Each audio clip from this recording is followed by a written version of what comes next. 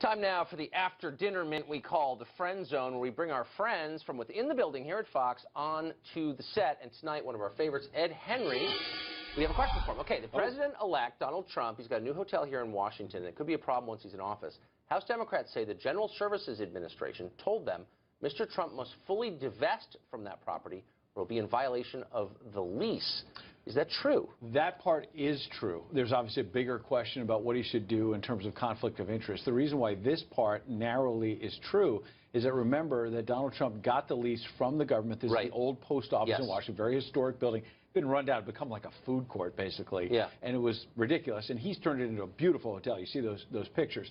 But the lease with the General Services Administration says that no government official can oversee this property, can own this hotel, because this was before he was a presidential candidate, number one. And number two, they figured they wanted to make sure that President Obama or now President Trump didn't pick some son-in-law or uncle or something to own the hotel through a government contract. You know, make sure there's no nepotism. That's a reasonable thing to do.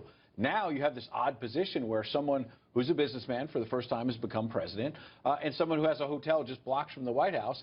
And it's obviously odd because the commander-in-chief, owns a hotel. The lease is held by the government that he oversees. If they want to renegotiate any of the terms, he's the boss. He helps control their, the GSA's budget. So I think, look, in all likelihood, what's going to happen is that Donald Trump, as president, will have to get off the lease, technically, and sell that property to one or both of, Donald Jr. and Eric. My broader point is, this is going to be part of whatever he does with his news conference that was supposed to happen this week. Does he divest completely? Does he get his kids more involved? These are going to be big questions moving forward. Interesting. So I walked by your office the other night, and it was really, really late. And you're sitting in there, hunting and pecking. You do type with two fingers, I noticed. And I said, Ed, what are you doing? You banging out a script? You said, no, I'm finishing up a book. I didn't even know you're writing it. What is it? Book on Jackie Robinson. It's coming out on April 4th, time to the beginning of the baseball season, and to the 70th anniversary of Jackie's first game, April 15th. You see his picture there. He's a hero of mine. My son happens to have the same birthday, April 15th, Patrick. And so it's a nice coincidence because I was at a dinner party in Washington in 2008. I'll spare you all the details, but it was one of the worst parties. It was a Belgian ambassador. Oh, I think I may have been there. You might have been there, right? And there's 42 Faith, because it's about Jackie Robinson's faith in God. Because I was at this dinner party. You know these parties that go on and on? The Belgian ambassador threw it, and he served pigeon. Okay? It's a delicacy in Belgium. You have to read the book to get what else happened there. Okay? Give me the French fries, man.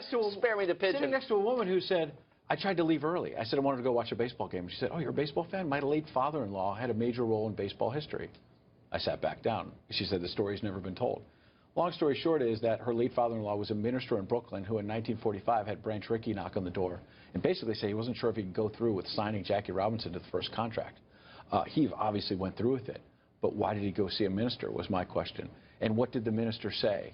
And I was able to track all of this down. It's in the book. And then it led me to look at... Did she help you with the book, this woman you met? She did, Donna Shore. And I give her great credit in the book. And the minister told his wife before he died that this secret meeting had happened in a church in Brooklyn.